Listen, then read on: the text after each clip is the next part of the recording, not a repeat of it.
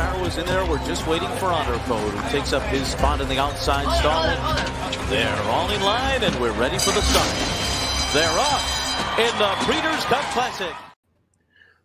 Oh, crack the necks. Stretch. We're in the home stretch. We are in the home stretch. Well, no, it's more like we're loading into the gate. We're like finishing up the post parade. That's fair. We're certainly in the home stretch for this show. Breeders' Cup preview, the lunchtime show. Oh, the lunchtime. I'm like, Dan, this is the fun. Wednesday or Thursday. I'm not clear on which, but it's one of the two. It's not Friday or Saturday. It's Thursday, I believe. This is the final lunchtime show. Tomorrow and Saturday, we've got morning shows. We got breakfast shows, like we've told you all week. Bring your cats. Fix yourself a cocktail. Bring a cocktail. Your coffee. You got the big jug of coffee there with you today? The coffee the size of my head? I do. There you go. All right. We've got some great guests today coming on. We've had great guests all week, but today, really excited. We're focusing on two specialties and two areas of expertise that we want to tap into for Breeders' Cup Friday, Future Stars Friday, and also for the races on Saturday. For Future Stars Friday, we've got Ren Carruthers joining us a little later in the show. She's going to talk to us about some of the 2-year-olds that are running. For those who don't know, Ren is like a pedigree freak. She just like rattles off. She prefers geek. It's a wonderful question. Sorry, this is like a really important question, so I'm going to answer it. The Very black important. name is Clark. Let's stop everything for this. The black cat's name is Clark. The tabby is Barton, and they're named for the streets they were found on. Very good. Stephanie, let me finish my intro before asking any questions that might distract Penelope. Please. That's all questions. I am a child that has the attention span of a squirrel. It's bad. As I said, now we're getting another question. Do not answer any questions. Oh no, that's just a compliment. That's just a compliment. We could put the compliments up. So Ren will be on. He's going to tell us about the 2-year-olds that she likes in Friday's races. Then we also have Candace Hare from TVG. You all know Candace, Twitter celebrity for many years, turned TV superstar. She follows the international racing as closely as we do the racing here. So she's going to tell us who she likes in terms of the horses that are coming over from Europe to race in the Breeders' Cup, mostly in the turf races. Yeah, and if you there's no reason to, but if you need like a backup for for Candace's credentials, Dan and I were very fortunate. At least we went to Hong Kong in 2015, and Candace was instrumental in putting together a pick 6 ticket that I'm going to say it in Hong Kong dollars because it sounds better. So much more cool, but it was a $35,000 payout in Hong Kong dollars. I'm not telling you what the conversion is. It sounds cooler this way, but it was certainly the biggest score of my lifetime. So, she knows her stuff. Family show. I saved it. Her ish. By the way, also later on in the show, Bram Weinstein is going to be joining us. Just talk about just general shenanigans with Bram as we look ahead to this weekend. We'll talk a little bit about the Classic and Distaff. I'm sure, as we told you all every single day on this show, drop us lines. Our boy Bev, Hot Scott Racing, just told us that he loves Siskin in the mile on Saturday. Let us know which horses you're looking at, which ones you have questions about. There's a very good chance that between the two of us and the guests that are coming on, we'll have some answers for you here in the next little bit. Can I just jump in really quickly? Yeah. I love that you introduced Ren Carruthers, amazing pedigree expert. Candace Hare, so good at international horses. Bram, Weinstein. Shenanigans. Yeah, I mean, because people who have been following these channels for the past few months, they've seen enough of Bram. They know who Bram is. They've seen enough of me. I mean, I'm sure they would argue that there's never this guy. But no, Bram. Bram actually, he'll come on and he'll just start bragging right after the Preakness. He texts us he lets us know. No, we were on in the Preakness. We were on with him for the Preakness. Yeah, no. He told us that he had the winner. Like he won. He hit. I think he's actually hit. He hit every Triple Crown race this year. I think he hit. Nice. I'm getting the order now. Belmont, Derby, yeah, Preakness. I think he hit all 3 Triple Crown races this year, so he's got a good feel for it. So as much as I'm kind of poking a little fun at him, he'll be good because he's been hot. He's been hot in these big races, and if you're seeing it, you're seeing it. So yeah, amen. I mean, I love that I'm telling people how to bet. I had Tis the Law in the Belmont, and it was all downhill from there. Well, so look, that's good. At least I was really good at capping Woodbine this year, though. Not helpful here, but I was good at it. Well, yeah. Well, I mean, Starship Jubilee. Maybe your Woodbine mojo will carry over, and you can get her to win on Saturday. We shall see. So as we wait for our guests to come on, I was thinking I just started really taking a deep dive today into the Breeders' Cup Classic field. And all the buzz is about Tis the Law, Maximum Security. Tom's D'Etat, who's 6-1, and I know who you love, is going to be your top pick. But goddamn spoilers. I think you revealed that a little bit yesterday. I did. I just, I'm not happy unless I'm giving you grief. No, I'll take it. But yeah, no, as I was looking through the past performances and I was watching some replays, I just kept going back to Tacitus for a minute. And Tacitus has been like, he's almost like, he's a little bit of like a punchline horse. Like he's created so much trouble for himself. He just gets into, shenanigans truly apply to Tacitus. And he's underachieved. Everyone thought that he was going to be, something that he just quite frankly hasn't turned into. Still a really nice horse. But if you look at it, very pretty. Yeah, which again doesn't count for anything in terms of making money. But he is interesting to me because if you look at the race coming out of really small field, odd race shape, he hasn't really been in many races this year, at least, where he's had a pace to run into. Where he's had in last year, and he just basically, what's up? Stephanie's comment is just amazing. No, last year staged Tacitus. I'm just imagining like somebody in there, like. Yeah. Great. Well, watch and let's see what happens. All I can say, Tampa Bay Derby winner, which he did in 2000. Wow, I have like no recollection of that. That was so long ago. That was last year. Was that last year or 2 years ago? What? Last year. Happening? He's a son of Close Hatches, who was one of my favorite race mares while she was running. He has the breeding. I just don't know if he has the brain. I don't know if he is that engaged in the races. When he's good, he's very, very good. But when he's like not feeling it, he just not feeling it.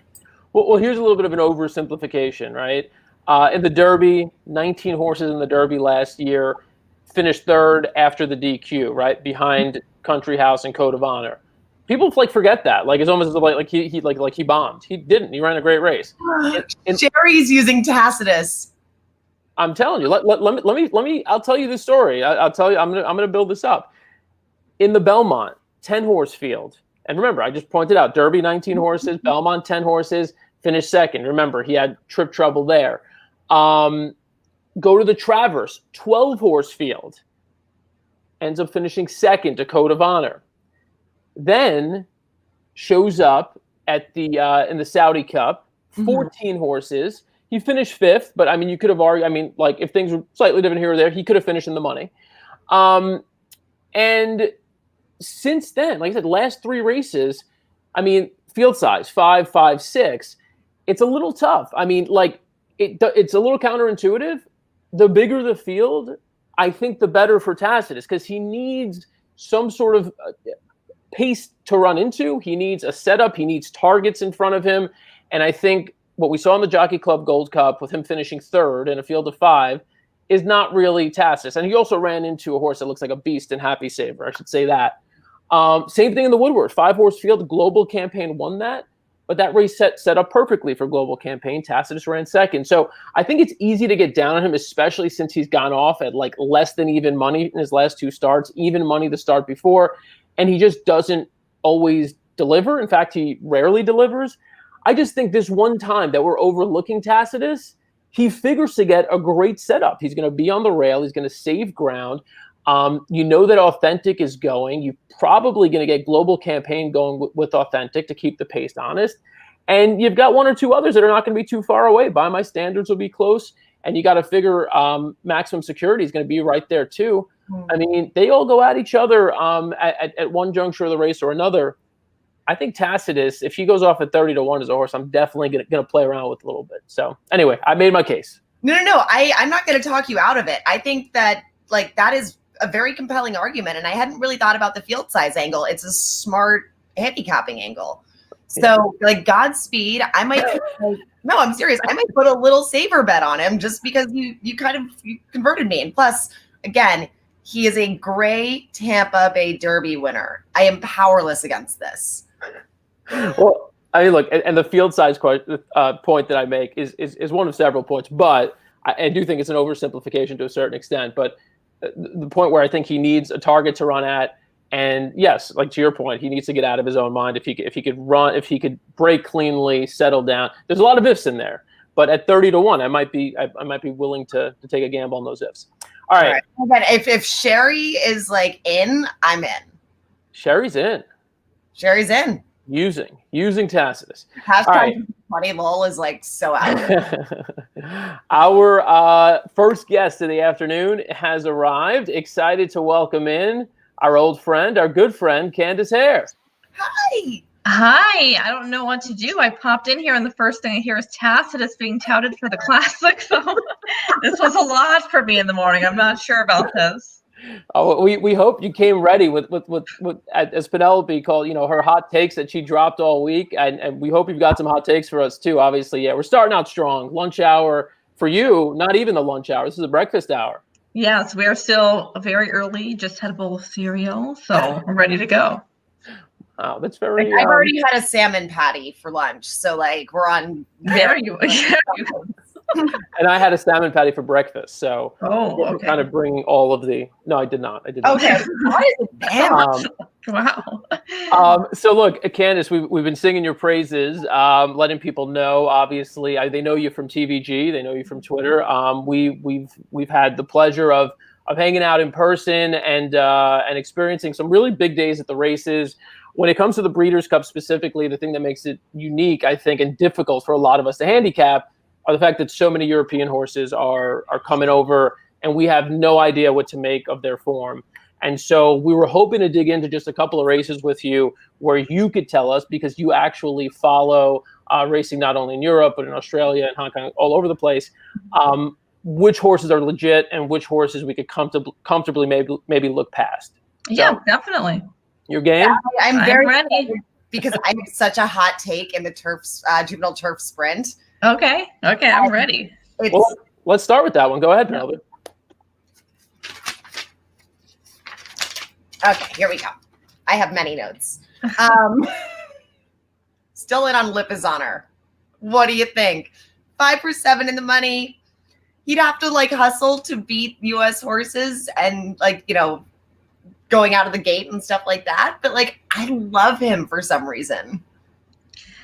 You know what? I couldn't put you off of him, to be honest with you, Penelope. So maybe your hot take is a good one. I've really, really liked Lipizzaner overseas. I think that he is a horse who we've seen come into his own throughout the course of the season. I almost wish that he had been going in the Breeders' Cup Juvenile over the Juvenile Turf Sprint. I know Aiden has other horses in there, and that's probably why they wanted to split them up. But I do ultimately think this is a horse who's going to want further in his career. But his back end of the season, it was quite good. I have no issues with him at all in that field. Were either of the other Euros coming over? Mighty Gurkha in the race. Got Holly Doyle, obviously the big storyline there. All eyes on her. And the 6 horse, You Better Believe It. Any interest in those, or do you think that in the turf sprint, it really should just look at the wards and move on? Yeah, I think that I would look at Lipizzaner underneath. And I would just look at these horses from there. The Mighty Gurkha had a very good start to his season. I don't think he's been able to maintain that. He just looks like he was a pretty precocious type for mine. You better believe it. His win to get into the Breeders' Cup last time out was quite good. It was pretty shocking, though, I will say that. So if he can back that up in some way, then I guess you'd keep an eye on him. But I don't see it, and I do think he is a horse who ultimately wants shorter. I think 5 furlongs is his limit. I know people will say, well, 5 furlongs over there compared to 5.5 here, maybe that's equivalent, but I don't really see that with a horse who, it's stretching everything he can to stay 5. Yeah. The next race on Friday is going to be the Juvenile Turf, and this is a really fun race to dig into. You've got Ryan Moore's won this race 4 times. Aiden O'Brien's won it 4 times. You've got a good group of 7 Europeans coming over for this one. I've heard a lot of buzz, and I personally like Seal Away, the French horse on the rail. But you've got others that look pretty competitive. New Mandate, Cadillac, and Battleground again with O'Brien and Moore. Which one of those stood out to you? Seal Away has been quite good, so I understand the appeal for him, most definitely. The win over Nando Parado was very, very good.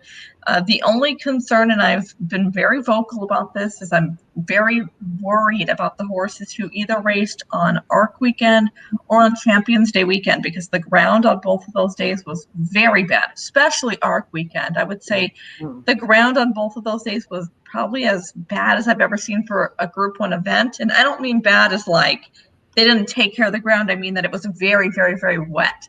99% of meetings, I think even 99% of meetings in France, like if it's not ARC weekend, they're not racing that weekend. That's how wet that ground was. And he loved that. So, good on him. You just wonder if that kind of ground or a good performance over that kind of ground sends you over the top, especially at the end of a season.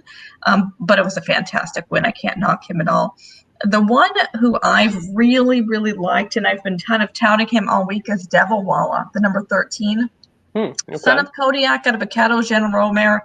The mile should not be the mile shouldn't be a problem on that pedigree. He had 3 starts with Archie Watson, and in each of those 3 races, they took him out the back and they let him make 1 run. He wound up being sold, and he was transferred to trainer Ralph Beckett. And his 1 start since coming to Ralph Beckett, well, 1, he was put against way tougher Group 1 company, and 2, they sent him to the lead. And I thought he performed a lot better for it. Now, I don't anticipate he's going to have the speed to lead here, but I do expect he's going to be much more forwardly placed than he was in his 3 starts prior. And it just seems like this is a horse who's woken up a little bit for the barn change. So at a massive price, the 13 Devil Walla is very, very interesting. I like it. What is your feeling on the 12 Go Atletico, who's going to have to stretch out past 6-7 furlongs? That has been his wheelhouse. Yeah, I would say on pedigree, he should be able to handle the distance, no problem. His dam, by the way, she ended up racing over much further, about 10 furlongs for the bulk of her career. So I wouldn't be any concerned about the distance, at least purely off of pedigree. Obviously, he has that victory over Seal Away, who Dan said that he likes. So good form lines for him there, off of that win at Paris-Longchamp last time out. I thought last time out he looked a little bit flat. That'd be the one concern for me with Go Atletico. And his pedigree to me would suggest a horse that probably wants a little bit softer ground than he's going to be getting at Keeneland, but distance wouldn't be an issue at all.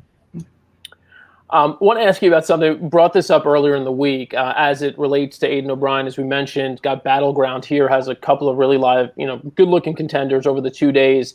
The last 5 years, his horses in the U.S., 82 turf starters, only 5 of them have won. It's a 6% win rate.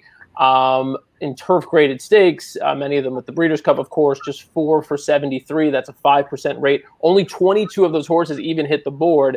As I just stated, this is a race that he's historically had success in. What do you make of Aiden's plight, relative at least to the other top turf trainers in the U.S. here, namely Chad Brown, in recent years at the Breeders' Cup specifically? I would say that what I've noticed is that Aiden isn't bringing the same types of horses that he once did.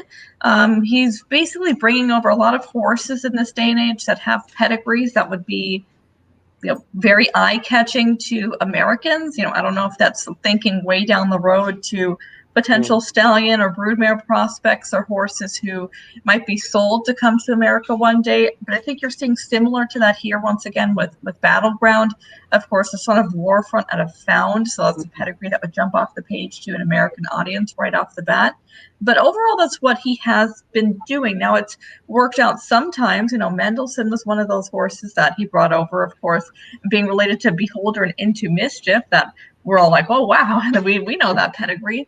So sometimes it can work, but in recent times, as you say, it just hasn't been working out for him. And I think it's because, when you're picking horses to come to America from overseas, that's not necessarily a pedigree thing for mine. It's looking for those horses who really want an American course, who want those tight turns, looking for horses who want to be over faster ground. And that's more physicality for mine than pedigree. We've got Candace Hare here from TVG. For those watching, tuning in to the lunchtime show, feel free to drop her a question. We'll ask her your question here. Candace, I wanted to go back to one thing you said a moment ago about, I think you said British Champions Day and Arc Day. You're downgrading some of the horses, coming out of that day, especially those who ran well. I wonder, is there anyone who you're upgrading out of either of those 2 days based on poor performances there who you think are a lot better than they look there? I don't know if I would consider it to be an upgrade, but I would say like one horse who I would be considering is Lord North, who probably a lot of people might not. They might look at it and say, well, look at that. He ran dead last. He's awful. But, the ground, even for horses like him who have liked or shown a preference for soft ground, the ground on Champions Day in particular was so sticky and tacky, and that's the type of ground that even a lot of horses who like soft ground are not going to be game for, especially over there at Ascot going uphill. It's just a tough one. So any horses like him who raced really poorly, I'm much more apt to consider, because the performance wouldn't have been as hard, right? Halfway through the race, you're asked to go. You don't give anything. Jockey wraps you up. We save you for the next day. And when you're talking about ground of that level at the end of a season, that's really, really meaningful. That was impressive, because just as you said, Lord North, Stephanie asked, what do you think of Lord North? So that's perfect. Sean Patrick Nolan once says that he thinks Cadillac looks like $1 million. What are your thoughts on Cadillac?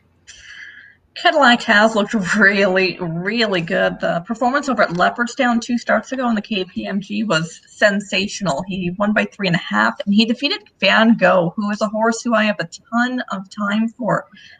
Van Gogh is trained by Aiden O'Brien, and he's out of American Pharoah, and he's going to be a star next year. Basically, if you watch Van Gogh race, he is the biggest of big babies. He does everything wrong still. He's just a big tank of a horse trying to figure out what he's supposed to be doing here racing. And when Cadillac defeated him, I had a lot of time for that performance. I thought the performance last time out was quite poor over at Newmarket. I know it's a Group 1. St. Mark's Basilica was able to win. But Cadillac finished 5th in there. And off of what we had seen from him to date, I would have expected more for him. Maybe it sounds silly because I'm sitting here tipping Debawala, who finished just in front of Cadillac, but you're also likely to get a big price discrepancy between the two of them. And that's what leans me to a horse like Debawala. Cadillac, the last thing, and I hate to say it, but he's a big boy too. And going around Keeneland just might not be his go. I certainly respect Jessica Harrington. She is so good with her 2-year-olds and her flat horses in general these days. But it's hard for me to go to Cadillac at what I think will be a likely shortish price off of just one big performance. Speaking of the Jessica Harrington barn, we spoke with Kate Harrington. Her daughter is also an amateur rider. She, of the 3 horses they're sending over, she said Cayenne Pepper she thought was their best chance. What do you think of Cayenne Pepper? Cayenne Pepper is a good little horse, and one who it feels like to a degree has gone off around overseas a little bit under the radar and undeserved. I could see why they would think that Cayenne Pepper is their best shot. Just even looking at them physically, for some reason, the Jessica Harrington barn does tend to get a lot of big tanks of horses. I'm not sure if it's maybe a preference from from them because they're used to training jumps horses a lot. But Cayenne Pepper doesn't fit that bill. She's a little bit different, and I think a horse who really wants the firm ground that she's going to get at Keeneland. Do you think that you would say that she might come in hot? I knew Penelope was working on one. I knew she was working on one. You can see the look on her face. Yeah. The Harrington barn also has Unadada. I mean, I probably butchered that in the Juvenile Phillies Turf. Let's just talk about that race briefly. I think the one who's obviously getting the most attention in terms of the European horses is Campanelli. And it sounds like Frankie is more excited about the mount on that horse than any other horse that he's riding this weekend. What do you think?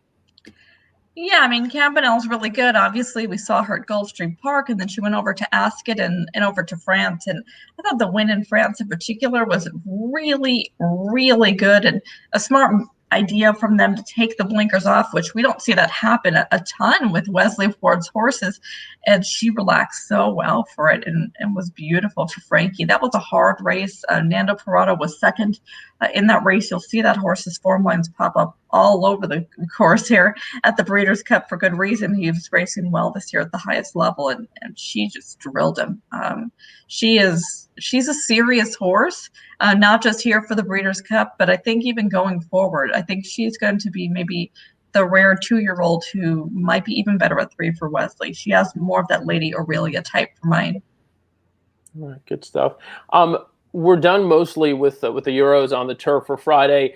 I know we only have you for a short period of time more, so want to jump ahead to Saturday and maybe just have you highlight a horse or two in the mile or turf who you're really excited about. And yeah, like you know the deal. Like we don't need anything. We don't need magical, right? We need prices. So let us know who you're looking at. Okay, I'll give you a couple. First off, in the filly and mare turf, the one who I really like in there is the number 7, Terre Bellum. She's 20-1 on the morning line. I would be shocked if we got that. I'm looking more in that 10 to 12-ish range. But this is a filly who last year was really talked about as a filly on the rise, and she seemed to be heading in that direction. She began the season over at Newmarket, where she was able to win very, very comfortably over the 1.25 miles. The horse she beat that day, Queen Power, is an honest little horse, too. She's kind of more of a Group 2, Group 3 horse, but she's very honest at those levels. Then she raced at Royal Ascot, and they cut her down to the mile for the Queen Anne, missed by a head just behind Circus Maximus, but a mile is Circus Maximus's game. It's not really Terre Bellum's game. You could tell in there that she wanted further, still to only lose by a head, in one of the most prestigious mile races in Europe. That was a big performance from her. They kept her at the mile after that, and I think that was probably a mistake. I think it's very clear she wants further. I understand why they did it to a degree, because the mile division in Europe this year, in my opinion at least, was poor. Whereas when you stretch out to those middle distances, now you are meeting, the likes of a Magical or a Gaiath or, a much, much tougher group of horses. So I understand why they did it. I just don't think it worked out. And now stretching back out in trip, Terre Bellum to me is a big time competitor in there. Again, 20-1, it feels like a pipe dream, but if we can get around 12, I would be very happy with that. We'll take it. We've been asking you about the Europeans a lot. We have a question. We're going to tap into your Japan and Japanese racing insight here with Jasper Prince moving over to the 8th race on Saturday, which is the Breeders' Cup Sprint. 13-hole unknown commodity for a lot of people. Jasper Prince, what do you know? I wouldn't be looking at either of the Japanese horses coming into this. What I do know is that neither of them were the ones who were even meant to come for the stable. The stable was looking to bring over a couple of 2-year-olds in particular, and I will say a couple of 2-year-olds who were really live chances, in my opinion. One of them got injured. One of them, the owner changed their mind. And so then these are the 2 horses who come almost as replacements, I guess. And I don't see it with either of them. I think they're not of the class they need to be to win. All right. Let's give you a couple of prop bets here. Between the 2, you got to pick one, okay? Okay. In the Breeders' Cup Mile, these are 2 that have come up in the same conversation over and over again for us. That might just be our conversations. They may not be the best 2 horses in the race. Kamiko or Siskin? Kamiko for sure. Not even close. Wow, not even close. All right, let's stay in that race and go Circus Maximus or Safe Voyage. I would go with Safe Voyage. Circus Maximus, and this might be my wallet talking, but I've bet him like 3 times this year post Queen Anne, and each and every time I found him to be disappointing. I thought he was going to take a step forward this year, and it just never happened. All right, I'm giving you 3 choices here: Magical, Tarnawa, Mogul. I don't love any of them with the prices. I mean, I would pick Magical. She's the best horse of the 3, and she's much more versatile tactically. I think that's the thing that is lost on her season this year, is how good she was at becoming injected into the race much more quickly. I think people are looking at the Breeders' Cup Turf as, oh, it's good, they're going to go fast because, United is in there and they're going to go quick, and the Americans are going to, do her in that way. But she's able to sit up on a quick tempo, no problem. We saw that with Gaiath. And the problem is if she's anywhere close early, you're all going to lose because she outstays everybody in the field. So I'll just say Magical, if for anything, that she's maybe the one of them that is justified by the price. What do you think of this theory? Channel Maker goes to the lead. Channel Maker up front. You got Magical right on that one's hip. And they just run 1-2 all the way around. Magical takes the lead. What's United doing? What's United doing? Yeah. Hanging out. United below the break by 10 lengths. Yeah, what is United doing? What United's off having a salmon patty. They're not messing with that. Nicely done. I liked it. But you mentioned Lord North in this race. Would that be your sort of your semi-wise guy play? Yeah, I mean, I'll probably play some horizontals with him in there. I don't love the race from a betting proposition, to be frank. I think there are better betting races on the card and on the turf. If you're obliged to, many of us are obliged to having to go through that race, obviously, for the light pick 4. And I would be going through horses like Lord North. But don't be mistaken. I will have Magical in there. I don't think you can get away from her.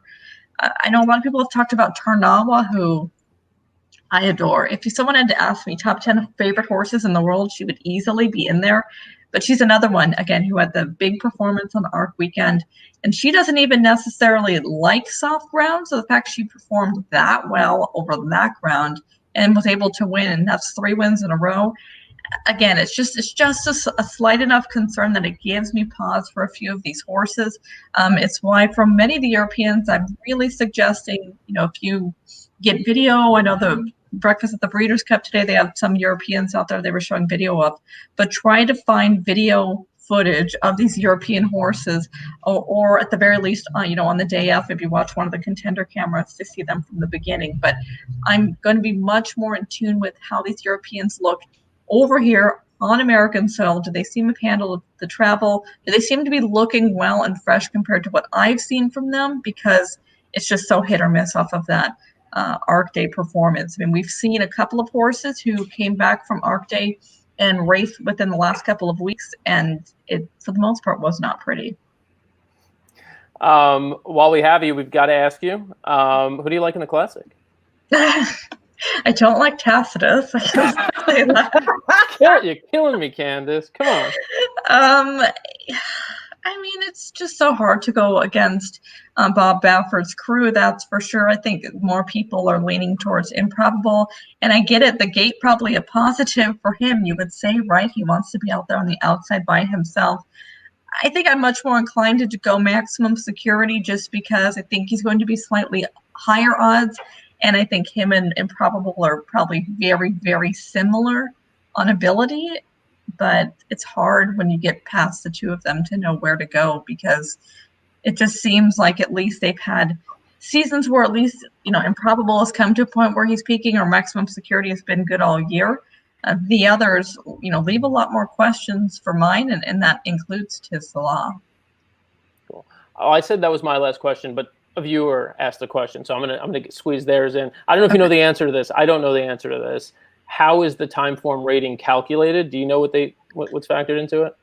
I don't know how it is calculated. I always look at my time form on Timeform US, and I know their calculation is a little bit different from the actual Timeform ratings. So I would say I don't know that, but Oh, it's all good. Yeah, we don't know. Like, it was like, they're not, if anybody knows, Candace knows. Candace, tell people where they can find you and where they can catch you during the week on TV.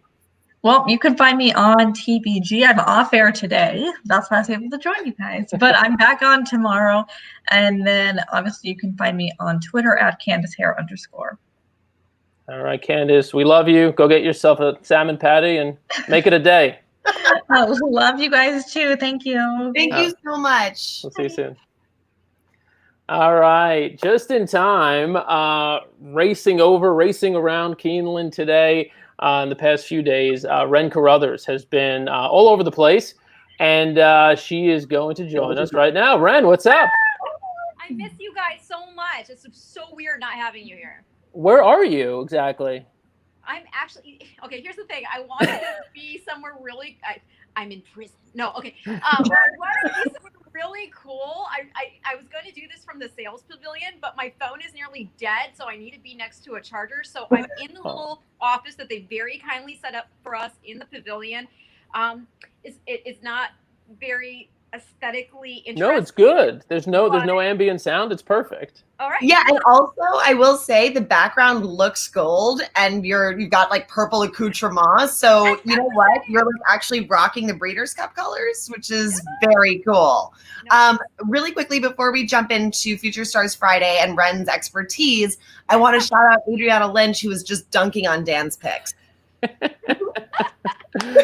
Adrian, well, you missed it, Ren. I just made a case for Tacitus winning the Classic, and it's not going well for me. Money though, Dan. He kind of burns money. I mean, well, I love all horses, but yeah. No, I feel you. I feel you. General reaction. Yes, but you do have a couple of backers in the comments. I will say you have some people that are willing to take a shot. And he's got beautiful pedigree. Well, right, because the time you finally are like, okay, fine, I've had enough. I jump off is when he wins. Yeah, by a poll. That was part of the argument. All right, let's speaking of pedigree, go to Friday.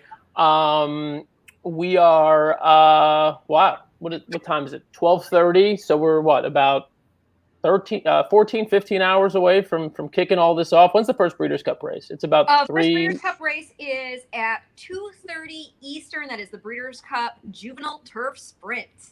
All right, so we're 26 hours away. My math, disregard all the math a moment ago. We're 26. My brain is mush at this point. All right. Well, let's start with we just did a pretty deep dive into the turf races, so I'd like to focus on, if we can, the dirt races for the 2-year-olds. And let's see. Let's kick it off with, what is the first dirt race? It's the Juvenile Fillies. Juvenile Fillies, yeah. All right. What do you like in the Juvenile Fillies? Oh my gosh. Okay, so this tears up my heart a little bit because I'm rooting for, of course, all of them. I mean, you don't want to see people. I have so much love for many of the connections that are in this race. Basically, anybody I know that has a horse in this race, I adore them. Okay, and so it's really hard to take your heart out of the equation. All right. Mm-hmm. So here we have 4 undefeated fillies in this race. All of them graded stakes winners. 3 of them are grade 1 winners. We've got Princess Nor to the outside as your 9-5 favorite, trained by Bob Baffert. She picked up that grade 1 in the Del Mar debutante, followed it up with an over 8 length score in the Chandelier, which was her win in You're In. I think this filly is freaky good. Don't look at those figures. I don't think they tell the story. We know Santa Anita is a deeper track now than it, was previously. And also, when I talked to Bob yesterday, he was telling me that Victor Espinoza has been riding her and gearing her down. So this is like second gear for her.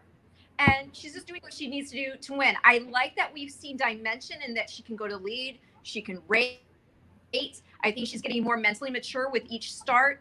And I think it's really exciting also with her being a daughter of Not This Time. I got to get into pedigree because that's my deal. Not This Time himself in 2016 was second in the Juvenile and that was to Classic Empire. And in that race, if you remember, he kind of had an issue getting out of the gate, and he still got up within a neck of Classic Empire at the wire. So he's a really game racehorse. He's a son himself of Giant's Causeway. So, you know, that imparts stamina. Giant's Causeway was Cartier Horse of the Year in 2000. His only dirt start came in the Classic to Tis Now. That was really exciting. And then that Bonham, I should mention that Not This Time's a half-brother to Liam's Map, who in 2015 at Keeneland set a record in the dirt mile. So it's a really classy pedigree. And I think part of the reason we are also seeing so much noise coming from him as a freshman sire is a female family is so important. And this female family is direct to Ta Wee. So it's the family of Dr. Fager also. And so I always think that's exciting. And one of the people I've really spoken with at length and gotten to know and enjoy is Jason Luch of All About Family Stables. And they are the ones that campaign Not This Time, who's named also because they had sold Liam's Map before he ever debuted.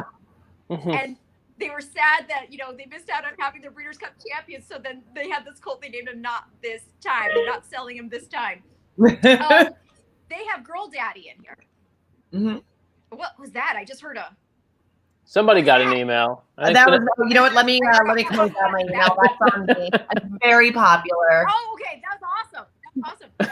So, the thing that is really cool is that they would be happy to see Princess Noor win, even though they have Girl Daddy in here because of that connection. I talked to Jason Luch and Dale Romas today, and they both told me that.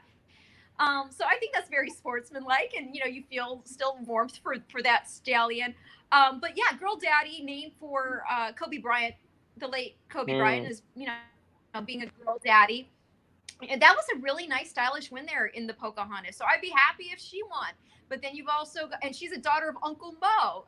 And Uncle Mo, it's pretty incredible just what he's done, not only as a sire. You see his name here in so many instances as a sire and as a grandsire, because his freshman sons are just off the charts, whether it's Nyquist, whether it's Lauban, Outwork's got babies in. It's really good. So I know I'm talking at length here. I'll get to the nitty gritty. Simply Ravishing looks like a 3-year-old. She's won over at this. She's won her grade 1 on this course in the Darley Alcibiades. The winner of last year's Breeders' Cup Juvenile Fillies won the Darley Alcibiades. That was British Idiom. So she looks really good. I adore Tim Ham. I met Tim Ham for the first time the other day, and he's got to be one of the nicest trainers out there. I'm so happy for him. He's actually been involved with a lot of big horses behind the scenes, like Wait a While, he bred Too Much Bling. But this is that's Sienna Farm, by the way. Is that Bill Parcells? Huh? That's Sienna Farm, the ownership team. Is Sienna Farms? Yeah. Or am I mixing that? That's not Bill Parcells, is it? I didn't realize that, but you may, yeah. I don't know. Yeah, that I don't know. But yes, he is with Sienna Farm.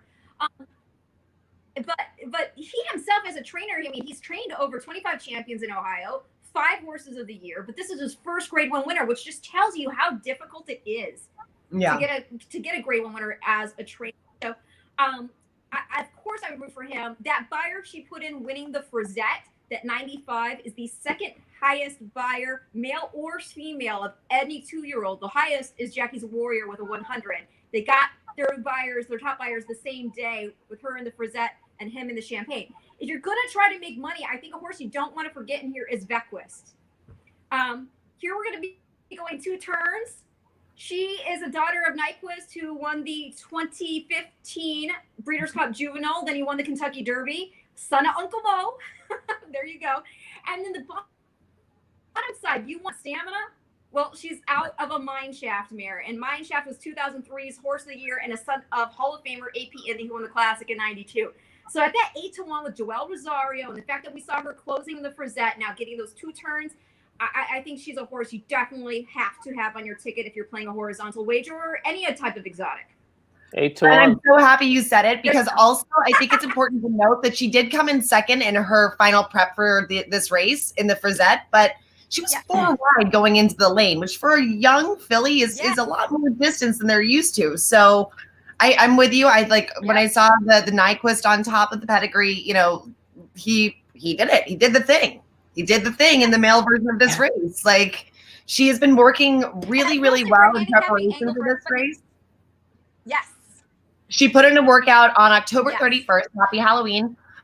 Going a half mile. She was, of all the horses training that distance, 3rd out of 45, and that includes older horses, which to me and male horses. I mean, that's pretty impressive. So I think that if she's sitting anywhere near 8-1, she's too tasty to pass up.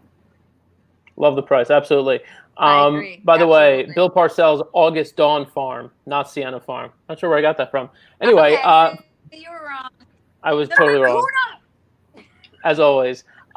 Anybody watching right now, if you have a question for Ren about the 2-year-olds running on Friday, she's here. So send those questions in. Of course, we've got a Tisnow question for you. Because Penelope, yeah.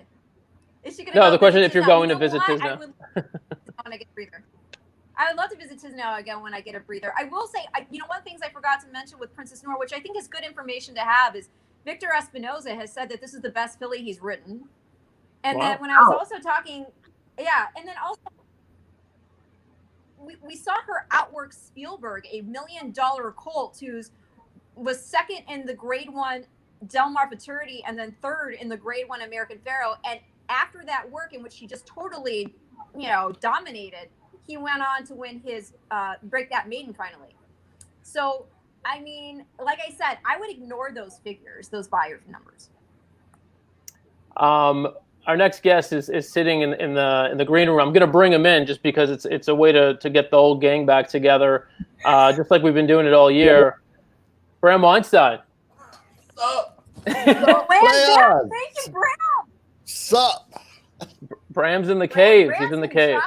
I'm in the cave. Dropping prices all season. Sup? Playoffs. Sup? Sup? Yes, come player. What's up? It's 11 p.m. wherever Bram is. He's been drinking since noon. No, I've gone full wonk here, Dan. I've been mainlining the election for 2 days straight, so I am out of gas. Like I was up all night, just like, come on, Arizona, give me the returns already. Like, let's do this. Simo's tapping Arizona home. This is why I like horse racing, because the thing starts 2 minutes later, it's over. All right, okay, it's over. I don't have to wait hours and John King tell me about some rural county in Arizona that I've never heard of in my life. Maricopa. Everybody knows Maricopa. Stephanie wants whatever you're on. There's enough with Maricopa. All right, take a breather. Actually, you know what? I would actually say this. Like, Ren is also a savant. Like, Ren knows so much about this minutia details. I'd put her up against John King and what he knows about counties around the country and let's do tail of the tape and find out who knows more about their specialty. That's what It's Ren. Ren, that could be your calling. Like, have you do you like politics at all? You could totally be like, and look at this. You could be like Kornacki. You could be like Renacki. It's you. Never mind. Let's stick with horse racing. I feel like I'm on politics. I think everybody likes me right now. I don't want to have any enemies. Yeah. All right. Yeah, that's my thing these days too. After this week, I can't wait. After this week, we get to actually stick to sports again. Oh, I love it. I love it. Look, I'm gonna just jump in and say, like, from my point of view, if I were Ren, I wouldn't do it because politicians are not as cute or adorable or snuggly as racehorses. So there's no point. Wow. Mitch McConnell's like, what? Yeah, not I like where this is going. I'm going to sit. You guys continue, please. Yeah. There's a couple hot politicians. Not a lot. I agree with you. Not a lot of them. Not a lot of them. That Newsom, that Gavin Newsom. Chuck Schumer's not a looker. I agree with you. He's just not. But yeah, a couple of them. Yeah, a couple of them are right. Ren, who do you think the hottest politician is? Yeah, but guys, I don't have the hottest politician. Oh. Who's the hottest politician? I don't know. This is not. We didn't tell you that you were going to be asked about any of this. So let's Let's move on to what we actually. You know, I like that lady in New Zealand. She's very attractive, and I like her. Yeah, I like her. I know it's probably off the board. I know it's off the board, but you know. I thought Ren, not on people's looks anymore. we're not. Ren, Breeders' Cup Juvenile. Hard transition here. Breeders' Cup Juvenile. Break it down for us. The TVG Juvenile presented by the Thoroughbred Aftercare Alliance. All right, well. I mean, what do you got? Jackie's Warrior? I love the backstory about Jackie's Warrior. But here's the thing. We don't know. Is he going to get the 2 turns? This is a great track for him to try it. And he's done nothing wrong, and he wins so easily, and his numbers are just by and large, just so much better than anything we see here in the rest of the race. That being said, if you're going to take a shot, for me, the lock of the entire Future Stars Friday card is Golden Pal. So I don't want to, if I'm going to play a horizontal, I don't want a single 2 favorite that. And so I'm going to try to look elsewhere. And by doing that, it's because, okay, well, what is the vulnerability? It's that, again, he's not tested. Now, I know a lot of people are going, oh, well, yeah, a mile 16th, he's by McLean's Music. But here's the deal. McLean's Music, he ran one time, 3 years old, got a 114 buyer. By the way, also trained by Steve Asmussen, who also trained his dam, Forest Music. So that's kind of fun, that he would have a horse sired by a horse he had such a close connection with, and that dam that he now is, bringing into the British Cup undefeated. He's done nothing wrong, and I totally understand backing him, and I totally would be rooting him on to see that record stay perfect. But I can't lie that I am so intrigued by Class here at 12-1. I think this horse, when you look at this pedigree, he's by Empire Maker, okay? Belmont winner, Empire Maker. And then he's out of a Bernardini mare. And Bernardini, as a broodmare sire, is just out of bounds. I mean, so many grade 1 winners as a broodmare sire. I'm talking about like Catholic Boy, Surrogate Empress, Maxfield, Gretzky the Great, who's also on the Future Stars Friday card. There's so many horses, too many to list right now. But that is distance. Okay, distance. And yet here this horse came out on debut, winning a 6.5 furlong race at complete and total ease by open lengths. And whatever the buyer was, don't even worry about that. The horse never, if you watch the race, it looked like a workout. Or even, just galloping along. So to know that he was able to come out, first out, and put in a performance like that, it makes me feel as though, even though obviously we saw that he wired there, it was only by virtue of the fact that he's just so much better than that field. He could be anything in terms of pace in this spot. Maybe he rates. Maybe he does try to go to the lead. It'd be tough because, again, you got Jackie's Warrior in there with that natural speed and other. But no, I think at 12-1, which you won't get, you got the Bob Baffert factor in play. You won't get that. But when I talked to Bob the other day, here's another thing, and I can't remember the exact line. There's if you go to Breeders' Cup, I think they posted.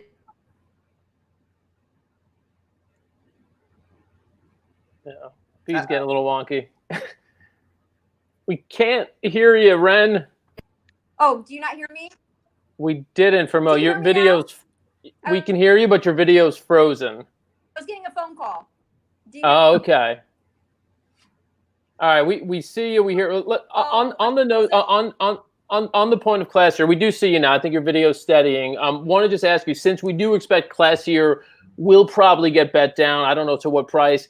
Okay. Interested in knowing if you have a bona fide long shot in this race who could fill, because this is one of these races where who knows? I mean, if it's not Jackie's Warrior, if it you got a couple others that are nice in that sort of 5-1 range. You're just teasing me. I know where you're going with this. You're just teasing me to reaffirm what you No, because you know that I think this horse has a legit shot too. And this Rombauer as a legitimate long shot, I think does have. I mean, if you look at your jump, I mean, he got on dirt. and he liked it. And there's no thing he won't like it here also and be able to take advantage of the pace. No, absolutely. I agree with you. But when my video froze, what I was about to say was classier. When I was talking to Bob, he actually mentioned in the ring that little hit. So I don't know. He obviously thinks a lot of that horse. And I don't want to overlook essential quality either for Brad Cox. That horse, he told me Luis Saenz got back after running him and winning in the Breeders' Futurity and said that he has no idea what he's doing out there. So it's kind of scary to think if he could do that, not knowing what's going on and being green, what's he going to do now with another race under his belt? Is he going to come into this even more, as a formidable force? And he certainly has the pedigree, being by Tappet and out of a half sister to Folklore. All right, Ren, your video is chopping up a bit, so we'll let you go here just because it's getting a little choppy. But Sorry. I just want to reemphasize, no, we appreciate you doing this. Essential Qualities, the horse you're just talking about, who you liked a lot. The long shot that we both like is Rombauer. And then your play of the day, I believe, is Golden Pal, correct? Yeah. Okay. All right. I know it is. I I needed confirmation. I mean, a play of the day is relative to the fact value is and you pull it off as a favorite. But yes. All right, Ren. We appreciate you. Thank you. Enjoy the rest of the week. Yes. Good luck. All right. She tried her best. That was we started losing it though a little bit. Bram, are you still hyped? You take notes on all that pedigree? I didn't hear a word she said. I think it was just, it was just every other word was out. I mean, I know you can decipher that, but I couldn't decipher it. So if you would send a transcript to me about what she said, and I will use it later at a later date. I'll do that. We do have a plan to put together a team ticket. That'll be on Saturday. This, by the way, am I in that or no? Am I in that? I was gonna send you the invite. The invite. Penelope and I. Well, we didn't conceive of it. Billy did. We were just there. Billy Koch was just like, we're putting together a ticket, and he's got, again, in the late sequence. You remember the last time we hit that ticket with Billy for charity, Red King was in that sequence. So now Red King is in the turf on Saturday. We're gonna hit the sequence again. Although by everything he told us, he really doesn't think Red King is gonna win the race. Really? Why? What he said was he needs a perfect trip, perfect scenario for that horse to win. Yeah. I mean, he didn't seem if the owner told me not to bet on him, I won't. Thanks for the information. No, he's like, look, obviously we'll put the horse on the ticket because we can't live with ourselves if he wins at 25-1, but he's scared of the European horses. He thinks the European horses are just too tough. Yeah. Well, that's the truth. Ain't that the truth? Hey, you like Tis the Law this weekend or no? Penelope. No, why not? You want to elaborate on Why not? I just think that this race, it's tough. It's tough for him. I love the horse. I just don't love him right here. I'm all over Tom Statot. I think that he's coming into this loaded for bear.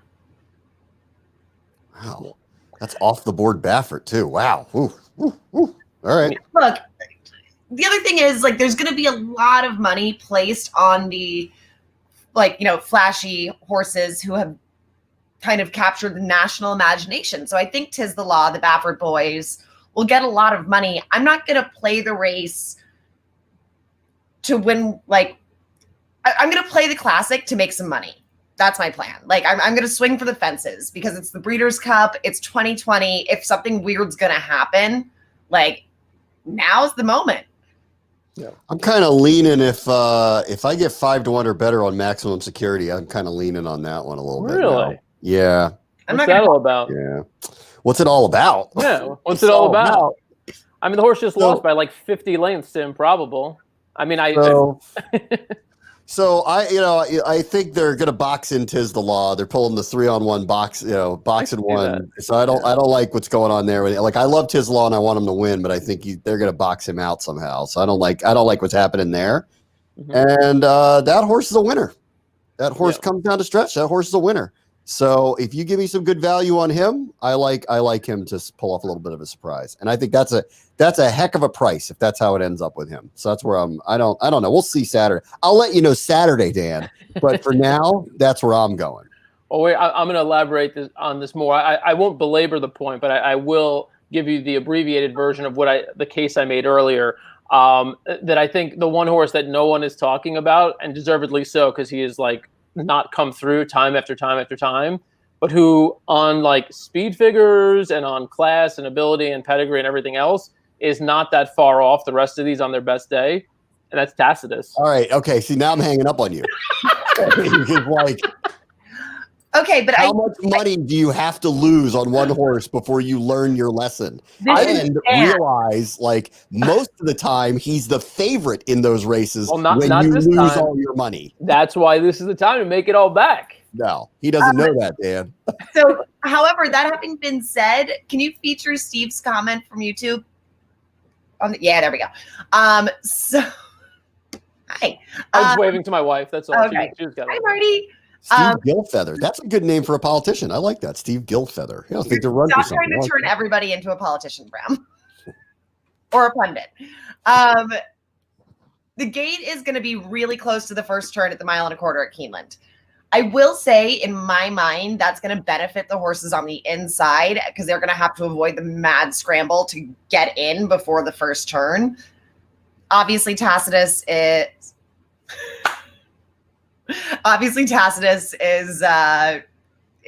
going to be in good shape, I think, in the 1 hole. I like where Tom Statot sits in the 4 hole.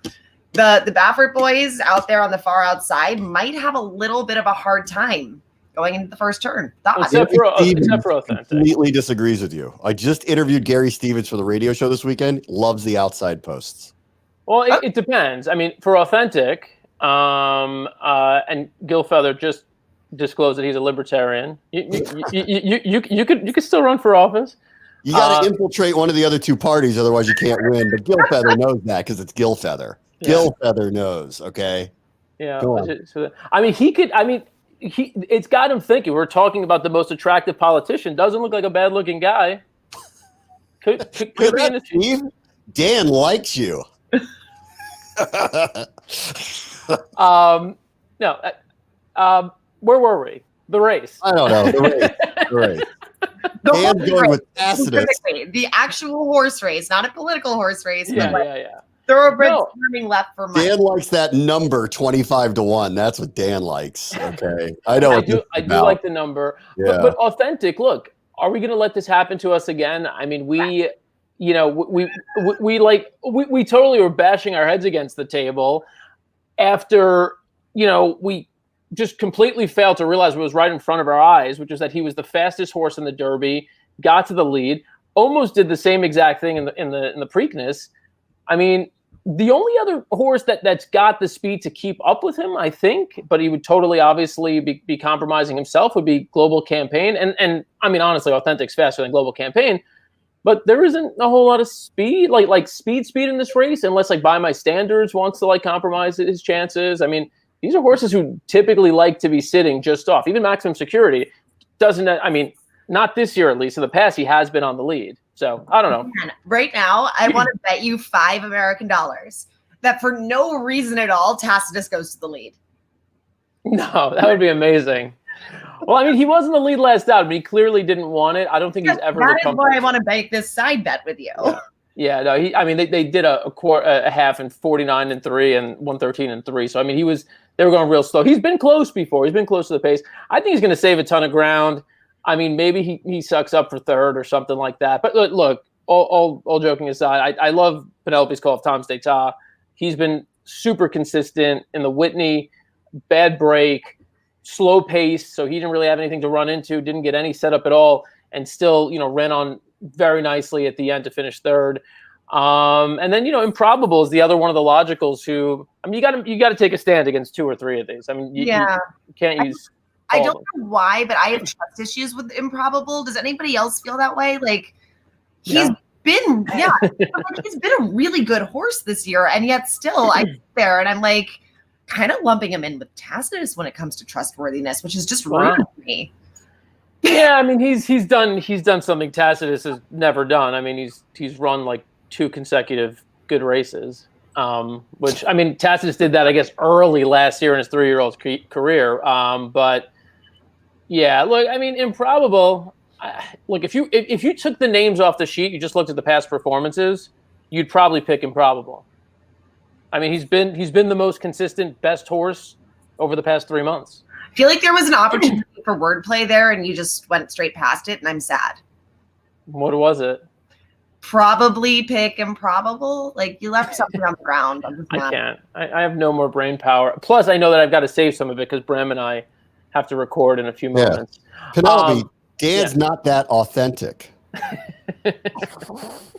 Wow. All right, now I got to look through and come up with one. Mm-hmm. I think you guys have. Just get Tom's d'état out of your head because you're not going to get wordplay for that. So you're all coordinating in this big global campaign against me, and you're going to end up in maximum security by my standards. Yeah. Okay, done with that. This show, we've been doing it all week at noon, returns tomorrow at 9 a.m. Super excited for our guests tomorrow.